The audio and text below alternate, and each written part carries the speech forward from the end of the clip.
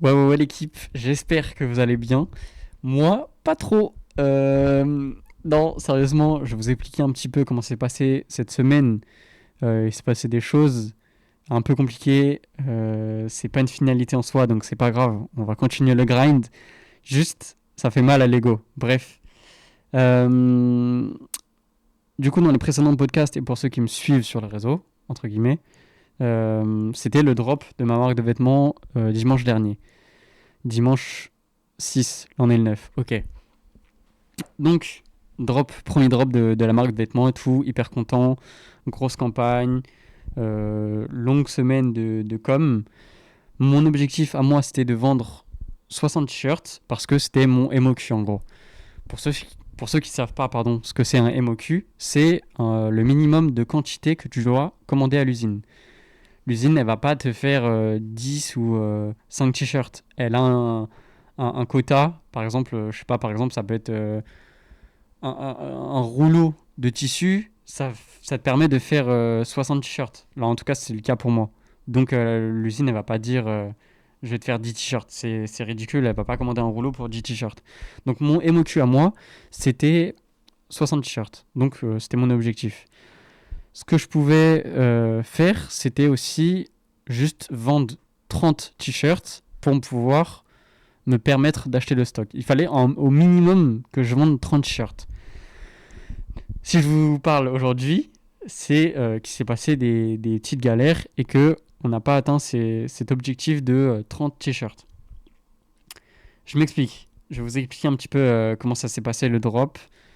Et c'est parti. Hein. Ce podcast il va être globalement dédié à ce qui s'est passé cette semaine, ce drop de t-shirt qui s'est pas très bien passé en vrai, enfin pas bien du tout même. Et voilà, on va en parler. Genre, il faut rebondir. Je pense que ça peut arriver à plein de gens, même les plus grands, et c'est pas une finalité en soi, encore une fois. Je vais rebondir. C'est juste là, ces 2 derniers jours, j'étais grave en train de gamberger et tout. C'est pour ça que j'avais grave pas envie de lancer un podcast. Je pense que vous comprenez un petit peu. Mais c'est pas grave. On continue le grind. Donc, cette semaine de communication s'est passée en 3 semaines. C'est plutôt long en vrai, 3 semaines pour parler d'un projet. Même si je pense que c'est pas ça mon erreur. Je pense qu'il y a d'autres trucs, on va en parler un peu plus tard. Je pense que c'est pas grave de trop communiquer, entre guillemets. Mais j'ai pas bien communiqué. En gros, la première semaine, j'ai un peu tâté le terrain. J'ai fait des vidéos un peu classiques, format TikTok, sans parler. Tu sais, un peu les trends que vous voyez sur les réseaux de marques de vêtements, des trucs un peu qui explosent sur un coup de tête, quoi. Donc j'ai sorti pas mal de vidéos comme ça, et sur un coup de tête, il y a la première vidéo qui a explosé, justement. Je crois sur Insta, on a fait 80 000 vues, 82 000 vues, un truc comme ça. Donc c'est plutôt positif en vrai, pour une première vidéo, j'étais plutôt content. Et après, j'ai continué à faire Pardon, je l'ai ok. Ce genre de TikTok, ce genre de vidéo en format vertical. Et là, bah, ça a un peu flop en vrai. On était plus autour des 1000, voire 2000 vues, voire moins, en vrai de vrai. Donc pas fou, c'était vraiment histoire de tâter un peu le terrain, etc. J'ai aussi du coup testé Reddit. Reddit, ça a pas mal plu dès le premier post. J'ai eu pas mal de retours, de commentaires, de gens qui étaient archi intéressés. Globalement, c'était que des Américains, des Canadiens, etc. Et, euh, et moi, globalement, ce que j'ai fait, c'est que j'ai communiqué entièrement en anglais sur toute la durée de la com. Deuxième semaine, c'était un peu calme parce que à ce moment-là, je tournais des vidéos pour Vetma et, euh, et, euh, et du coup, moi, j'ai décalé le drop en fait. De base, il devait sortir le 28 juin, mais après discussion avec quelques personnes qui m'ont dit, bah frérot, en fait, c'est un peu ridicule de lancer ton drop à la fin du mois. À la fin du mois, les gens n'ont plus d'argent. Il faut que tu essayes de maximiser ce truc-là. Du coup, j'ai reporté la semaine d'après. Et c'est pour ça qu'en fait, au milieu, il y a un petit creux dans la communication où j'ai pas énormément communiqué. Du coup, la dernière semaine, je me suis rendu compte que bah, j'allais pas j'allais pas forcément exploser en faisant le format que je faisais actuellement, le format de vidéo que je faisais. Donc ce que je me suis dit, c'est que je me dis, allez, vas-y, je vais parler un peu plus du vêtement, de la marque, etc. C'est pas du tout ce que je voulais faire, mais au dernier moment, j'ai pris cette initiative-là de raconter un petit peu, trouver un storytelling qui en vrai n'existait pas tellement, hein, je vous avoue. J'ai dû trouver quelques idées au dernier moment, et c'était peut-être là aussi mon erreur. Les vidéos, ce que j'ai fait, c'est que j'ai fait du cross-post sur trois comptes différents. Donc le compte de la marque, mon compte perso Janaki, et le compte de Vetma, le média que je pense que vous connaissez. Je m'occupe d'un média qui s'appelle Vetma, qui repartage pas mal de marques émergentes. Et donc j'en ai profité pour cross-post avec ces trois comptes-là, pour maximiser le plus possible la visibilité. De base, je comptais beaucoup sur Vetma, vu que Vetma c'est assez big en vrai. On va bientôt atteindre les 40 000 abonnés. En vrai, c'est crazy. Mais je me suis un peu reposé sur Vetma, j'avoue. Et c'était peut-être là ma première erreur. Me reposer sur quelque chose que j'avais déjà fait. Or, il faut toujours se surpasser, trouver d'autres idées, etc. dans ce milieu. Et je pense que c'était ma première erreur. Bref, on peut se relever d'une erreur et ça, c'est pas grave. Donc, je continue, je fais mes vidéos. Je vois, ça perce pas trop en vrai. On atteint 10 000 vues en moyenne sur toutes les vidéos que j'ai fait. Et au bout d'un moment, en fait, bah, j'ai plus d'inspi, quoi. Genre, le storytelling, il est un peu épuisé. J'ai plus grand chose à dire. Même si en vrai, avec un peu plus de déter, j'aurais pu sortir d'autres vidéos. Mais en fait, le truc, c'est que je le sentais trop pas. Je commençais à avoir full commentaires négatifs. Vous voyez les commentaires sur TikTok là qui sont un peu cassants, un peu blessants là. Bon, moi je m'en fous. Mon moral il va très bien et en vrai de vrai, j'ai pas trop de réactions sur les commentaires négatifs de gens sur internet. Moi je m'en fous un petit peu vu que c'est pas réel entre guillemets. Genre, en fait le problème il n'existe pas. Genre, si vraiment je me fais harceler sur les réseaux. En vrai, j'ai dans mon téléphone, je me fais plus harceler quoi. Donc, tant que le problème il est pas réel, il est pas en face, moi, en vrai, dans ma vie, tout va bien quoi. Juste, ouais, il y a quelques messages qui sont blessants. Et je repense à un commentaire d'un mec qui m'a dit ah ouais, force à toi frérot, l'intérim ça reprend en septembre, oublie pas. Et moi j'étais grave au mode ok, tu vas voir, à la fin du drop, je vais grave t'afficher et tout quand j'aurai fait v'là les ventes et tout. Et ce bâtard, il avait grave raison. Je le déteste. Non, bref, je rigole. Non, c'est pas grave. Juste, ouais, les commentaires, parfois ça. Franchement, perdez pas votre temps. S'il y a des aigris qui écoutent mes podcasts là, perdez pas votre temps à mettre des commentaires sous les posts des gens. Tant que c'est pas constructif, en vrai, ça sert à rien.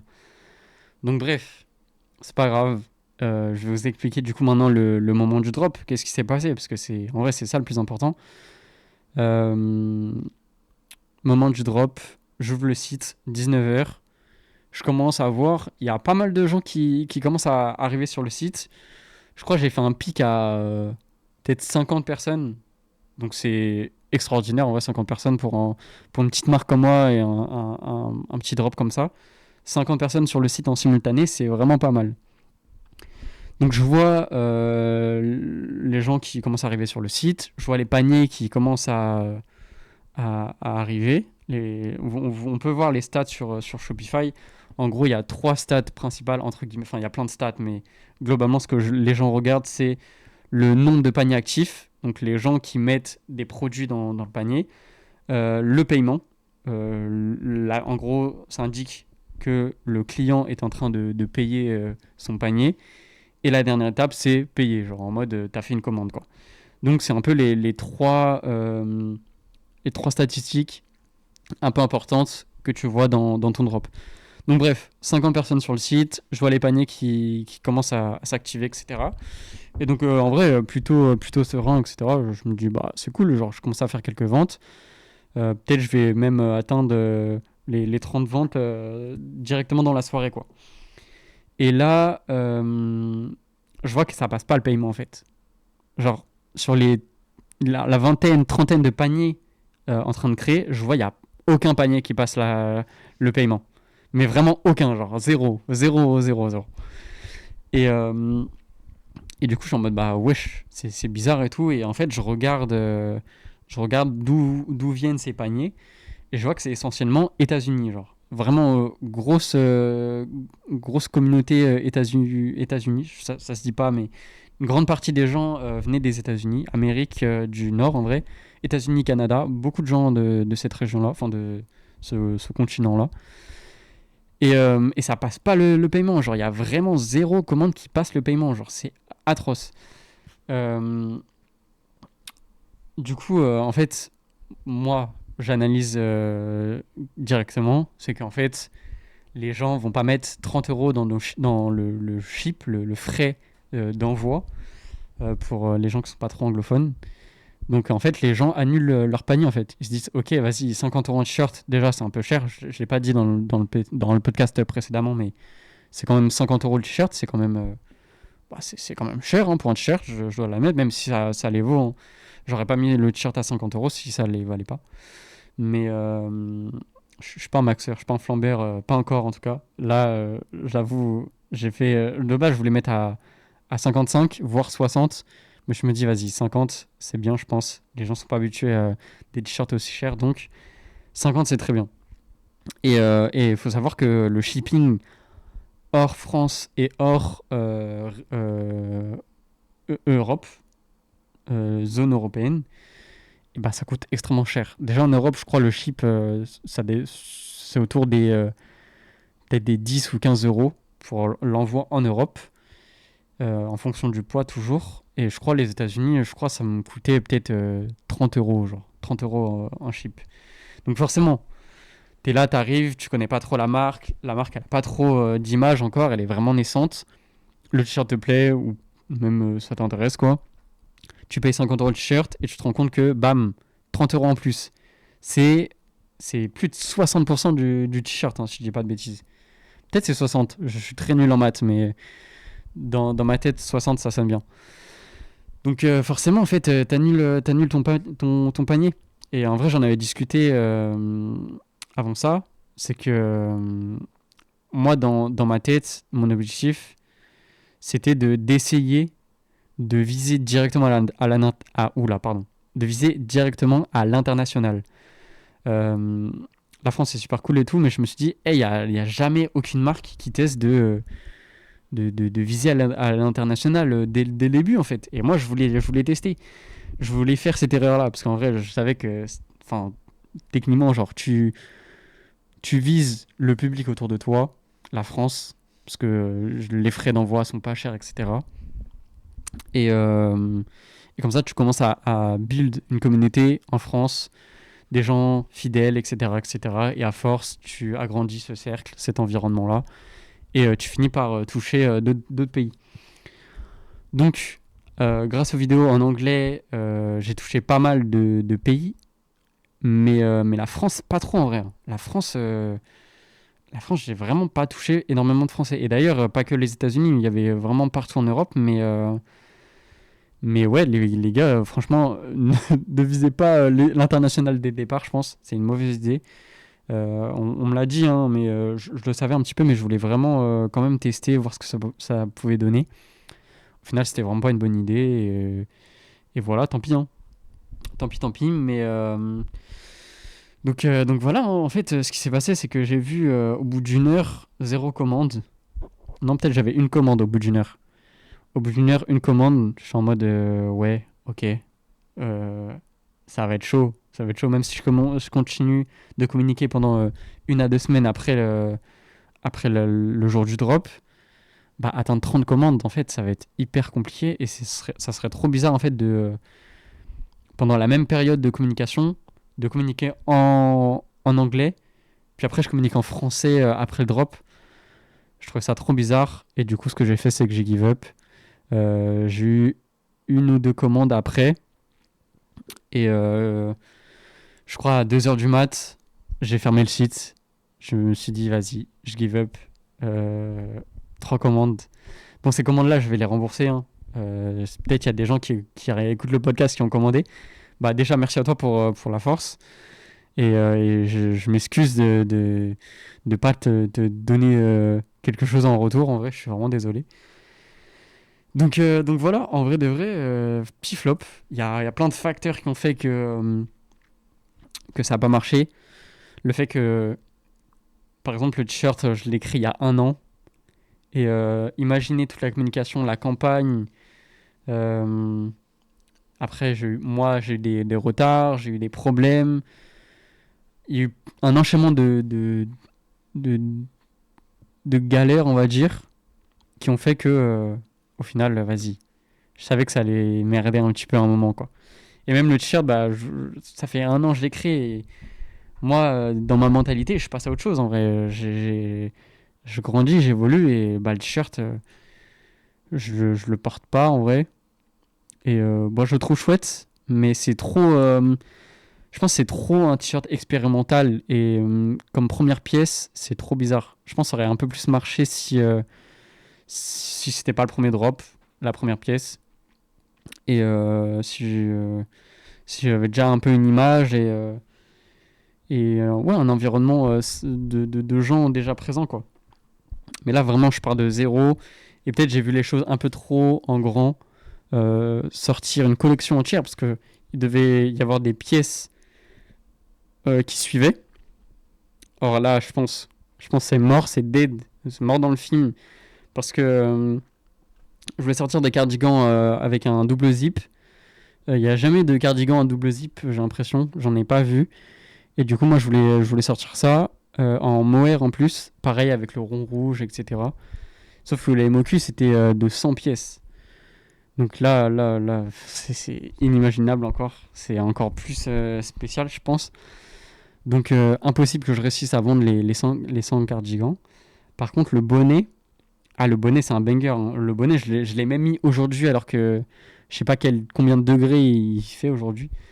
Le bonnet est vraiment banger, mais je me dis, vas-y, c'est un mal pour un bien. Le bonnet, il va pas sortir du coup, mais je vais l'améliorer en fait. Je vais grave l'améliorer parce que je vois pas mal de marques qui commencent à teaser un bonnet un peu avec la forme que j'ai faite. En gros, c'est un bonnet, pour vous expliquer.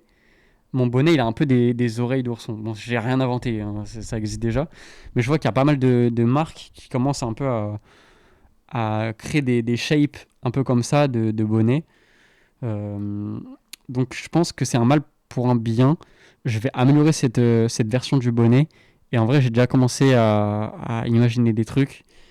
Et je pense que ça peut être un banger. Donc, bah désolé pour ceux qui attendaient le bonnet. Et vraiment désolé. Mais pareil, je crois le MOQ, c'est 100 ou 200. Bon, vu que c'est des bonnets, que c'est des pièces pas trop chères, ça peut le faire. Mais je me dis, en fait, j'ai pas envie de prendre de risques. Et vu que c'est un accessoire et tout, ça peut être compliqué. J'ai toujours pas d'image. Et voilà, hein. Ça fait déjà 20 minutes que je parle. J'ai encore rien dit, j'ai l'impression. Mais bon, voilà. Globalement, c'est pas grave. C'est pas une finalité. Juste, ça fait hyper mal à l'ego. Surtout que bah, créer des vêtements, je fais ça un peu tous les jours. Communiquer, raconter des histoires et tout, ça, c'est quelque chose que je commence à faire depuis 2 semaines maintenant. Et ouais, la pièce, en fait, bah, je pense qu'elle est trop expérimentale. Les empiècements, moi, je kiffe. Je pense que je vais les réutiliser, hein, parce que le fait d'avoir des empiècements en pique et tout, je trouve ça trop trop cool. Mais en fait, je pense qu'il y a encore trop de trucs à travailler. Le rond rouge, il est trop spécial. Je- Ouais, non, il y a des trucs qui vont pas. Donc voilà un petit peu mes erreurs. Il y a quand même des points positifs à tout ça. J'ai appris des trucs. Et même, bah, ça commençait même avant la communication. Euh, pour ceux qui savent, j'ai fait une campagne vidéo avec une agence qui s'appelle Ceiza. Force à eux, merci pour la force que vous m'avez donnée. Vraiment, c'est inimaginable la force qu'ils m'ont donnée. Bref, je les remercie. Lucas, peut-être tu passes par là. Dédicace à toi. Merci, frérot. Euh, du coup, je sais plus ce que je voulais te dire. Du coup, en fait, pendant ces derniers jours, j'ai essayé de désamorcer. C'est pour ça que j'ai arrêté les précommandes ultra tôt. Et pour éviter les frais supplémentaires, par exemple, euh, bah, je peux rembourser les gens tranquille, mais il y a des frais en plus, je crois que c'est 2% vu que je passe par Stripe. Bref, euh, j'ai pas envie de perdre non plus trop d'argent à cause de ça. Et le truc un peu chiant, c'est que du coup, les mannequins, en fait, je leur avais promis des pièces, mais du coup, je vais les payer hein, directement. Maintenant que je commence à faire un petit peu d'argent, et bah, je vais les payer. Je pense qu'ils seront un peu plus contents en vrai que les pièces, mais c'est juste que, en fait, je passe vraiment pour un énorme débile, genre. Alors, les mannequins, en fait, pendant le tournage, on leur a dit ouais, on n'a pas d'argent à vous donner, on peut pas vous payer, mais allez, en échange, on peut vous donner des pièces, faire du gifting. Ça arrive en vrai, c'est assez courant chez les marques de vêtements, mais bah, c'est un peu chiant parfois, quoi. Genre, le mannequin, tu vois, parfois il a des attentes, et en vrai, tu vois, c'est son métier de mannequin, c'est un vrai métier, et je- tu peux pas payer le loyer en gift de vêtements, quoi. Donc forcément, il y a des gens qui râlent un peu pour le gifting, etc. Donc moi, j'aurais dit, enfin, c'est pas moi, mais enfin bref, on a dit que bah, on pouvait pas payer, gifting, les gens ont accepté, etc. Mais tu- c'est pas fou, tu passes un peu pour un débile, parce que c'est des mannequins pro en vrai, tu vois, c'est leur métier. Et là, en fait, je leur dis, ah bah non, en fait, les frérots, en fait, je vais vous payer, etc. Donc, je vais passer pour un énorme débile. Pareil, ça fait mal à l'ego. Vraiment, tu vas devoir aller vers des gens et leur dire, ah, désolé, ça n'a pas marché et tout, je suis trop nul, on va te payer, en fait. Ça, pareil, ça va faire mal à l'ego, mais c'est pareil, c'est un exercice, c'est pas grave. Là, je me dis, il y a des gens, ils vont découvrir le podcast avec cet épisode-là, ils vont me dire, mais c'est qui se trouve du cul, là? Non, écoutez les autres podcasts, je pense qu'ils sont un peu plus intéressants, en vrai. Ça fait déjà 22 minutes que je parle. Putain, j'ai encore tellement de choses à dire. Non, en vrai, pourquoi je voulais absolument parler de cet échec-là? Parce qu'en vrai, j'aurais pu dire ah, c'est un flop, j'ai mal géré certaines choses et hop, on passe à la suite. En vrai, je veux que. Je sais qu'il y a des petites marques, des petits artistes qui me suivent. Et en vrai, ça peut arriver. Genre, la preuve, j'ai déjà vendu 1500 magazines. Je veux pas dire tranquille, parce qu'en vrai, c'est du travail, etc. Mais là, je me retrouve comme un con à pas pouvoir faire plus de 5 ventes sur un drop. Les gars, c'est pas une finalité. Faut essayer de rebondir, comprendre pourquoi ça a merdé. C'est pas de la faute des gens autour de vous. C'est pas à cause de la météo, c'est pas à cause de l'environnement, etc. Si ça flop, c'est votre faute. Il faut comprendre pourquoi. Si j'ai fait de la merde, eh ben c'est entièrement de ma faute. C'est pas parce que les gens ils sont bêtes et ils ont pas compris le produit où je voulais en venir, etc. Non, non, c'est de ma faute à moi. Donc, ça peut arriver. Je pense que ça arrive même au meilleur de flop un produit, de sortir un produit qui marche pas, etc. Ce qu'il faut retenir, c'est qu'il faut apprendre. Les gars, rebondissez, ne vous laissez pas abattre. Ça arrive à tout le monde. Essayez de comprendre pourquoi, qu'est-ce qui ne va pas, et, euh, et si vraiment vous n'arrivez pas à comprendre ce qui s'est passé, n'hésitez pas à DM des potes à vous ou même moi, genre si un jour vous avez un drop qui flop, n'hésitez pas, envoyez-moi un message et peut-être je peux vous aider, hein. J'ai mon expérience maintenant de flop, donc peut-être je pourrais vous aider. Donc ouais, voilà. Faut savoir rebondir et essayer de désamorcer dès qu'on peut. C'est ça en fait ce que j'ai fait pendant les 2 derniers jours. Trouver le moyen de pas me foutre dans la merde. Maintenant, il va falloir trouver de l'argent pour les mannequins. En vrai, ça va aller. Euh, En vrai, bah, du coup, là, je voulais un peu plus parler de vêtements et j'avais noté transparence. Transparence, pourquoi? En fait, pour l'argent que je fais, l'argent que j'ai, l'argent que je dois payer, sans doute. Essayer d'être transparent, en fait, avec l'argent. Euh, je sais pas si ça peut vous intéresser, vous, de savoir bah, où j'en suis financièrement, comment ça va. Je vais essayer d'être transparent au moins pendant ce podcast-là. Et vous me direz, vous, en commentaire par la suite, si ça vous intéresse ou pas. Donc du coup, fiscalement, enfin financièrement plutôt, Comment j'en suis aujourd'hui, qu'est-ce qui se passe financièrement. Et bah, je vous avoue, c'est un peu la merde, hein. En vrai de vrai. C'est le podcast du flop ou quoi? Non, en vrai de vrai, je crois que j'ai 500 euros sur le compte pour être 100% transparent. Moi, les mannequins, j'aimerais bien les payer à hauteur du prix des produits que je voulais vendre. En mode, le t-shirt, bah, je voulais le vendre à 50 euros. Le cardigan, je voulais le vendre à 120, entre 120 et 150. Et le bonnet, peut-être 50 euros aussi, 40, 50 euros. Bref, je fais l'addition de tous ces prix-là. Et je pense que je voulais payer ce prix-là. En vrai, je pense que ça me semble honnête et c'est dans mon budget. Donc, en tout cas, j'ai 500 euros. Il va falloir que je trouve un petit peu plus d'argent. Mais en vrai, dans ce mois-ci, j'aurai pas de soucis. Donc voilà. Euh, globalement, il faut un peu plus d'argent parce que il y aura l'URSSAF à payer à la fin du mois, etc. Je suis un peu en retard d'ailleurs. J'ai aussi plus de contrat avec Colissimo. Mais c'est vraiment le podcast du flop. Oh là là. Ouais, j'ai plus de contrat avec Colissimo. J'avais un contrat pro Colissimo, en gros, qui me permettait d'avoir 15% de remise sur tous les envois. Et en gros, qu'est-ce qui s'est passé? C'est vraiment le podcast du flop, putain. Qu'est-ce qui s'est passé? Euh, je reçois. En gros, Colissimo te prélève tous les mois le montant de l'envoi de tes colis. Tu peux générer des étiquettes à l'infini, etc. Donc tu payes pas en fait à l'impression de l'étiquette, mais tu payes au scan de l'étiquette. Donc tu vas imprimer. Pardon, je suis un peu le hockey. Peut-être je baille, je sais pas trop. Bref, désolé. Donc en gros, tu peux imprimer 10 000 étiquettes. Tu vas payer uniquement ce que le postier, le mec de l'agence de la poste, va scanner.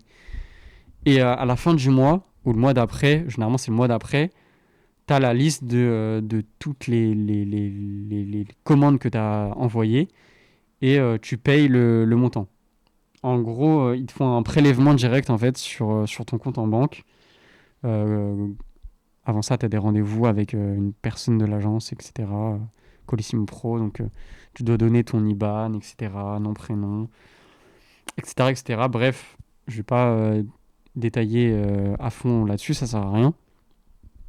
Et en gros, ce qui se passe, c'est que euh, je reçois un courrier de Colissimo qui me dit ah frérot, t'as pas payé ce mois-ci. J'étais en mode bah bizarre, j'ai l'argent et tout. Je regarde, le virement n'est pas passé en fait, le prélèvement n'est pas passé. Donc, il me donne les détails. Hop, t'as du retard, machin, tu dois payer 40 euros en plus sur ce que je devais de base. Je crois que c'était aux alentours de 400 euros. Donc, 400 euros plus 40. On est aux alentours de 500 euros en vrai. Euh, donc, je reviens à ce que je voulais dire. Donc, moi, dans ma tête, en fait, je fais le virement. Mais genre, premier degré, genre, j'ai encore la scène de moi qui fait le virement à la poste. Et je trouve ça trop bizarre. Genre, vraiment, dans ma tête, je le fais, le virement. Genre, le virement qu'ils m'ont demandé, dans ma tête, j'ai encore la scène, genre. Et je fais ce virement-là, qui n'existe pas, en fait, qui est totalement imaginé dans ma tête. Et je reçois un deuxième courrier, mais cette fois avec un accusé de réception. Là, c'est un peu plus sérieux déjà. Et je suis en mode, bah, ok, en fait, j'ai fait le virement il y a 2 jours avant de recevoir le courrier avec accusé de réception. Donc, je me dis, ok, en fait, ils n'ont pas capté que j'ai fait le virement il y a 2 jours. Genre, ils n'ont pas reçu, ça met du temps, peut-être avec le week-end, etc. Et du coup, je dis, ah, tranquille, ce papier-là, je le range. J'ai pas besoin de vérifier et tout. Et là, je reçois un autre courrier. Bam, frérot, t'as plus de contrat. C'est mort. Et en plus, tu vas payer encore plus. Et, euh, et du coup, j'ai plus de contrat. Et je dois encore payer un virement que je pensais que j'étais persuadé d'avoir fait. Et du coup, quand j'ai reçu ce gros courrier-là, j'ai regardé. Et en fait, je le vois nulle part, ce virement. Et je sais pas ce qui s'est passé. Peut-être j'ai pas appuyé sur envoyer ou je sais pas quoi. Erreur de trou du cul. Hein. Et du coup, en fait, j'ai plus de contrat à Colissimo. Voilà.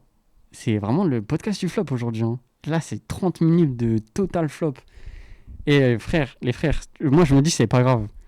Parce que c'est bien, je commence par tous les trucs, toutes les erreurs que je peux faire dans le futur. Toutes les erreurs que je vais faire plus tard, bah en fait je les fais maintenant. Donc c'est cool, je commence par toutes les erreurs. Peut-être au bout d'un moment, je ferai des trucs, je réussirai des trucs, on sait pas. Non, je rigole. Mais surtout que en vrai, c'est pas vrai, j'ai réussi des trucs.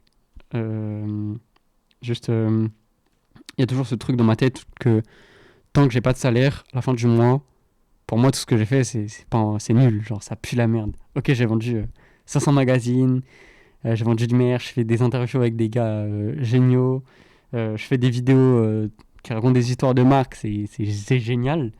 Mais tant que j'ai pas de salaire, j'ai l'impression que je suis une merde. Vraiment. Donc, je bosse sur ça et c'est pour ça que j'aimerais aussi être un peu plus transparent avec vous sur l'argent que je me fais. Peut-être ça peut m'aider. Peut-être vous voyez un petit peu mon grind aussi. Hein. C'est pour ça que je fais des podcasts en vrai. Donc là, j'ai 500 balles sur le compte. Je dois payer l'URSSAF. Je crois que j'ai 2 mois de retard. C'est chaud. 2 mois de retard. La poste, où je crois que je dois plus de 550 € et les mannequins payés. Et là, vous allez dire, putain, mais frérot, pourquoi tu stresses pas? Pourquoi tu finis pas? Les frères, on est en full grind ou pas? Est-ce qu'on est en full grind? Non, les frères, je me suis sorti de situations beaucoup plus délicates. Je vais rebondir. Je vais rebondir. J'ai des potes qui me disent, franchement, frérot, elle va trouver un taf et tout. Au moins, essayer tu vois, de remettre les aiguilles à zéro et tout, d'être un peu plus serein et tout.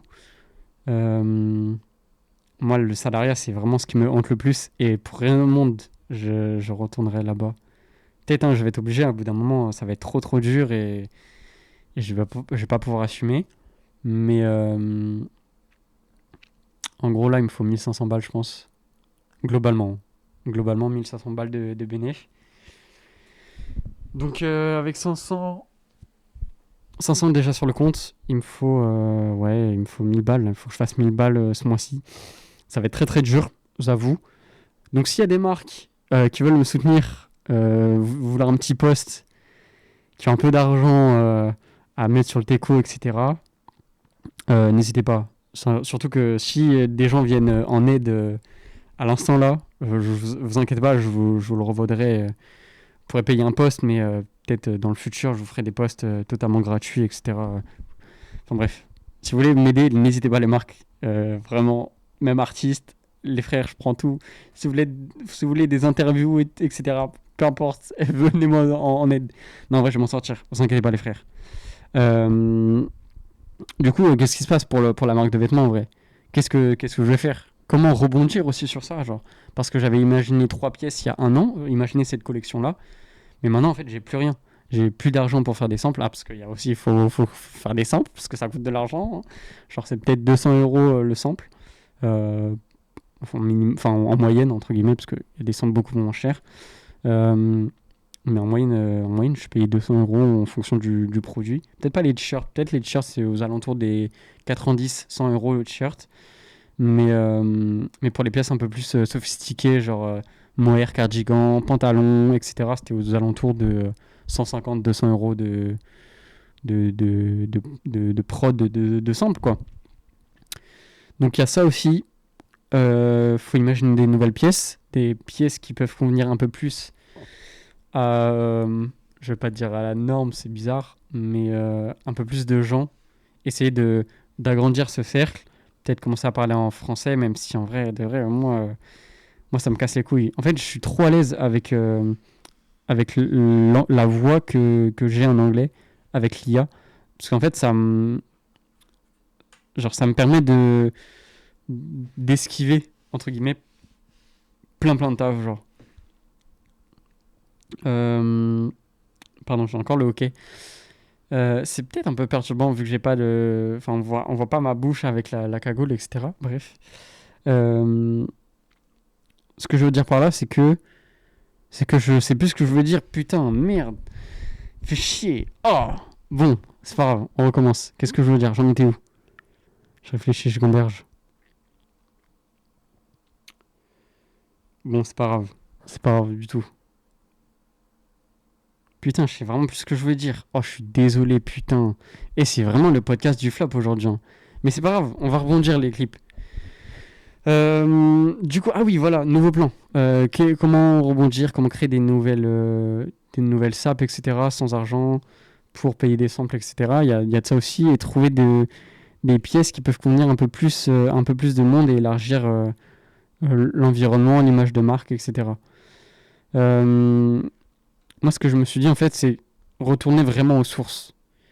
Je sais pas si vous vous souvenez, je sais pas s'il y a des gens qui étaient là, mais il y a 2 ans, ce qui se faisait le plus, c'était la sérigraphie. En gros, les gens faisaient de la sérigraphie directement depuis chez eux. Et ils expliquaient un peu, genre, oh, t-shirt, j'imprime moi-même à la main. Et vu que c'était nouveau et que c'était artisanal, en fait, c'était vraiment stylé, genre. Et pour le public, entre guillemets, c'était trop trop stylé parce que on voyait un mec faire ses propres vêtements dans sa chambre ou son garage et les imprimer soi-même. Genre, il faisait les designs, il imprimait soi-même à la main, etc. Et on voyait, genre, vraiment euh, la création du t-shirt en vidéo, etc. Et au fur et à mesure du temps, bah, les marques, elles sont un peu plus professionnalisées et elles ont commencé à partir travailler avec des usines pour des pièces un peu plus complexes, comme par exemple, bah, je sais pas, des hoodies, des pantalons, des vestes, peu importe. Et on a perdu ce côté un peu artisanal de faire soi-même à la main. Alors, moi, j'ai imaginé des pièces en sérigraphie que je peux faire depuis un moment déjà. Je me dis que ça peut être intéressant. Même avant le drop, je me suis questionné. Est-ce que ça peut être intéressant de sortir des vêtements sérigraphiés à la main? Est-ce que ça peut toujours être intéressant sur des bonnes bases vierges, etc. Et voilà, donc j'ai déjà des produits de la marque That's Dame FOMO qui peuvent potentiellement plaire, que je pourrais sérigraphier à la main, pardon. J'ai aussi du merch. C'est pas du merch vêtements, c'est pas du merch de la marque. C'est plus projet perso avec un message. Je crois que j'avais déjà posté sur Twitter, mais en gros, un t-shirt simple où il y a marqué Keep Grinding. Je me dis ça peut être intéressant. Un peu comme je me regarde dans le retour de la caméra, mais un peu comme la casquette Gino et Hat, en mode un message simple, clair, fais les choses. Et voilà, créer un vêtement, un t-shirt, peut-être même d'autres types de vêtements. Pareil avec ce mot, cette expression que je reprends tout le temps, keep grinding. En gros, ce que ça veut dire, c'est continue de travailler, continue de monter les échelons. Peu importe que tu sois dans le bad ou que ça marche bien, continue de gravir. J'arrive plus à parler, putain. Gravir cette montagne, et continue le grind, continue de travailler et redouble d'efforts. Et peu importe ce qui se passe autour de toi, continue de bosser et à un moment ça payera. C'est un peu ça le message keep grinding en gros.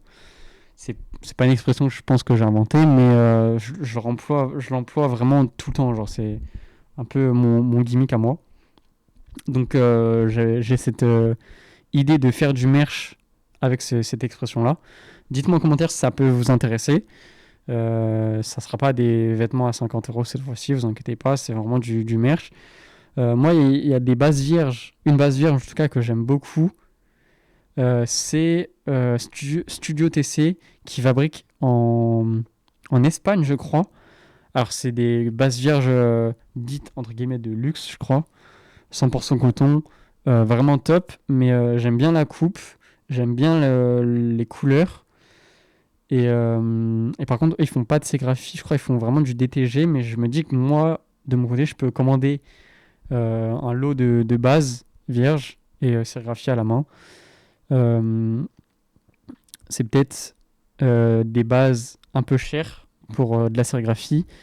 Moi, ce que j'aime bien aussi, c'est Pro Club.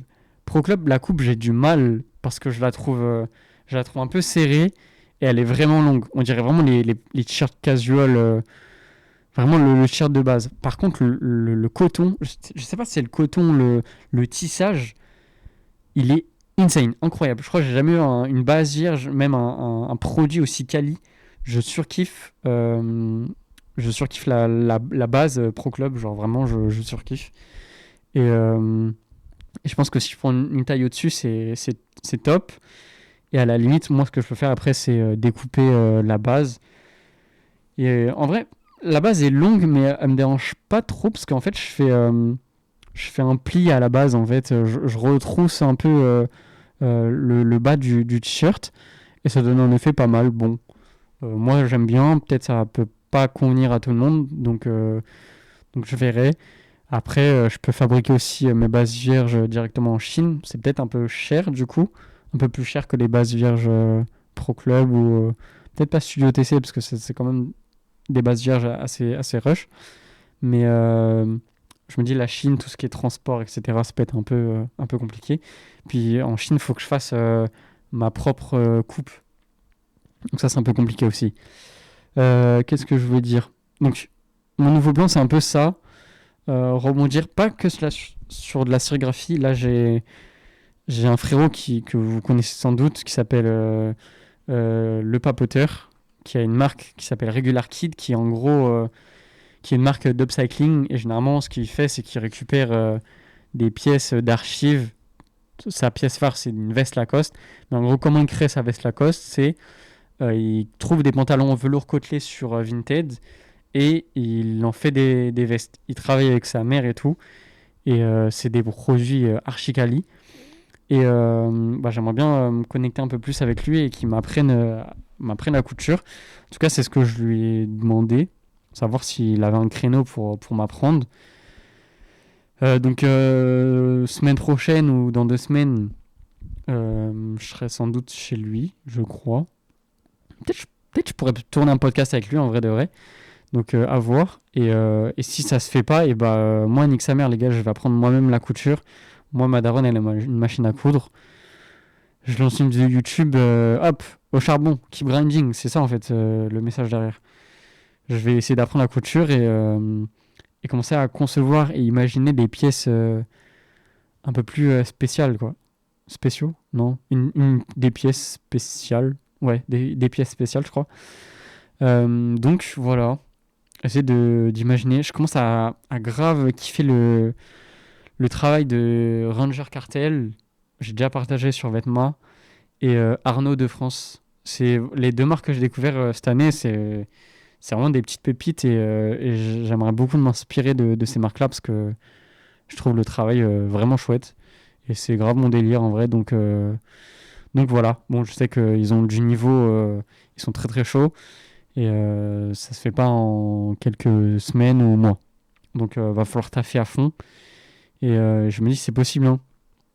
Je vois des mecs comme Jules qui est pareil un artiste qui a une marque de vêtements et qui a appris la couture de A à Z sans école de mode, juste avec des vidéos YouTube et des bouquins sur la couture. Donc c'est de la DTR, c'est du temps. Mais je me dis si Papo il a pas un peu de temps pour moi, moi je me débrouillerai quoi. Il faut que je trouve le moyen de rebondir et d'avancer.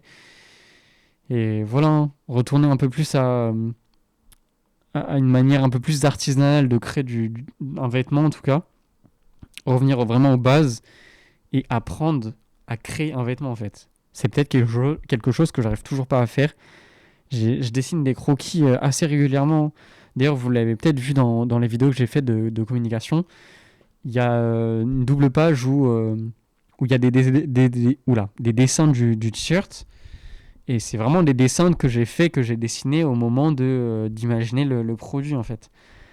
Il y a plein d'artistes qui font genre from sketch to reality, ce genre de choses, où en mode il y a le dessin du vêtement et après le vêtement physique réel quoi.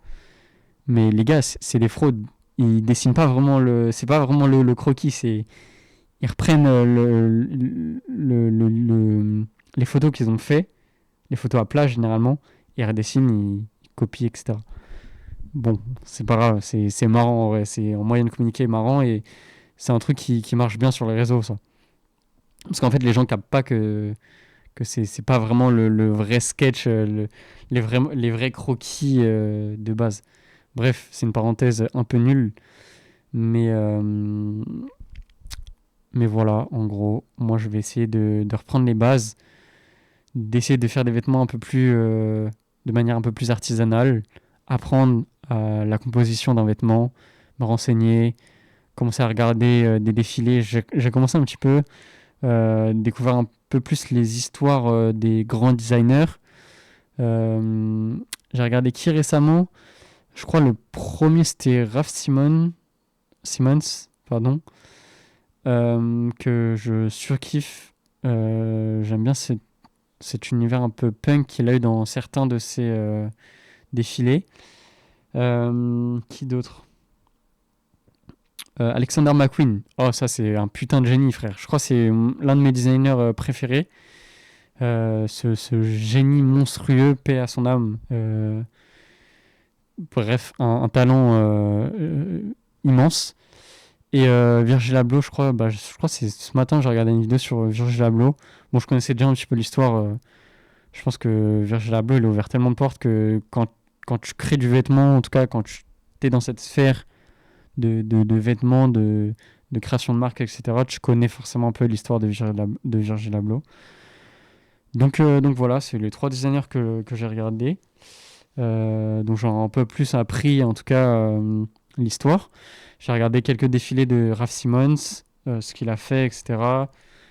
Surtout Riot. Je pense que c'est mon défilé préféré de Raf Simons. Peut-être même mon défilé préféré global. J'aime trop cet univers un peu punk là, où tous les vêtements sont un peu déstructurés, etc. Bref, moi je kiffe. Et peut-être dans le futur, attendez-vous à des vêtements un peu comme ça. Non mais voilà j'ai un peu tout dit. En vrai, ça fait 46 minutes. C'est un podcast plutôt long. J'aimerais, comme d'habitude, finir sur les recommandations. Je vais partir sur des recommandations de gens qui m'ont un peu aidé du coup pour ce drop. Enfin, c'est des gens qui m'ont aidé, qui ont des marques de vêtements. Donc je vais faire une petite dédicace, petite recommandation. La première marque, bon, je pense que vous la connaissez tous, c'est la marque Tern. Flub, il m'a pas mal aidé à essayer de rebondir en vrai, trouver des solutions, etc. Et même avant le drop, il m'a pas mal aidé sur les vidéos. Et je pense en partie grâce à lui que la vidéo sur Tern, justement, la vidéo que j'ai faite sur sa marque, elle a atteint plus de 200 000 vues à l'heure actuelle. Donc voilà, Tern, grosse marque sur l'univers de la culture internet. Pour moi, c'est une marque qui va péter, mais genre c'est obligatoire. Peut-être pas cette année, enfin, ils sont déjà assez big en France, mais moi je les vois bien dans peut-être 4-5 ans devenir aussi big que Vicinity à l'heure actuelle en fait. Je dirais pas que j'ai les insides, mais je vois un peu comment ça marche globalement de l'extérieur et la mentalité de certaines personnes au sein de la marque. Et, et pour moi, genre, ils devraient continuer à grind comme ça. Ils sont sur la bonne voie. C'est que mon avis. Hein. Mais ouais, moi, je les vois bien dans 4-5 ans devenir aussi big que Vicinity, des marques un peu comme ça. Là. Donc voilà. La deuxième marque, pardon, c'est mon frérot Leda de chez Talieri. Leda, frère, peut-être t'écoutes ce podcast, peut-être tu l'écoutes pas, je sais pas. Mais merci à fond pour toute la force. Hein. Franchement, si j'ai pas été abattu pendant la com, c'est entièrement grâce à lui. Hein. C'est lui qui m'a poussé, qui m'a grave guidé et orienté pour toutes les vidéos en fait que j'ai sorties pour ma com. Donc merci à lui. On va continuer de travailler sur ça, j'espère. Et ouais, bah, il a sorti des vêtements récemment. C'est très très cool. Il fabrique en Turquie. Et, bah, on voit un peu là. Je sais pas si vous voyez le vêtement là avec les dégradés blancs. C'est un vêtement de chez Talieri. Et je crois que j'ai jamais vu c'est pas un t-shirt, c'est un hoodie aussi quali, genre. Genre, c'est un premier degré, c'est comme un gilet pare-balles. Genre, c'est épais, mais genre, peut-être de. Ah, frère, c'est des épais de 1 cm. Genre, je m'en rends pas compte, mais waouh, la qualité me choque barre, vraiment. Faut y mettre le prix, forcément. Mais Made in Turkey, hyper quali, c'est des beaux vêtements, en vrai. Je trouve la coupe un peu crop, un peu trop crop pour moi. Mais archi quali, c'est vraiment top. Et vraiment, moi, quand j'ai vu la pièce la première fois, je me dis, putain, ça doit être trop intéressant de bosser en Turquie, en fait. Genre, waouh. Et donc voilà, c'est un peu les deux recommandations de fin de podcast. Ça fait 50 minutes que je recorde là. Il y a aussi des commentaires dans le précédent podcast. Il y a Sinès, le frérot du Discord, qui a dit: Gros, ton podcast, c'est en train de devenir mon rendez-vous hebdomadaire. Continue comme ça. Tu t'es déjà amélioré de fou par rapport au premier. Frérot, merci, ça me fait énormément plaisir. J'essaye de m'améliorer. C'est pas évident, j'ai toujours des problèmes d'allocution, je crois que c'est comme ça qu'on dit, pour parler, pour m'exprimer, pour même comprendre, même plein de trucs. Je suis vraiment le gars le plus flopesque au monde. Mais c'est pas grave, on continue le grind et on remodit. Remodissez les gars si ça va pas. Il y a toujours une solution à tout et vous avez encore deux bras, deux jambes, vous êtes encore en vie et c'est pas grave. C'est pas grave, louper un drop, c'est vraiment pas grave. Ça fait extrêmement mal à l'ego, genre, parce que je me dis que les gens ils me suivent un peu et il y a peut-être une attente, tu vois. Genre, moi j'ai cette impression que j'avais pas le droit à l'erreur en mode j'ai sorti des magazines, j'ai déjà sorti des t-shirts, ça s'est sold out assez rapidement, etc. Et donc le fait de sortir une marque de vêtements, de créer une campagne, de voir les choses en grand, etc., avec une collection, etc. Je me suis dit, ok, les gens, ils m'attendent un peu au tournant et j'ai pas le droit à l'erreur. Malheureusement, il y a plein de choses qui ont fait que je me suis totalement gaufré.